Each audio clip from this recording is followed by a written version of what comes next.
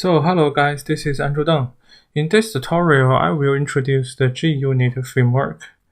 So before we really start, I want to introduce the environment setup.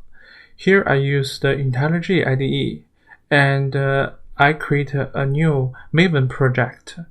And inside the Maven, I add the JUnit dependency. Here I use the version of 4.12.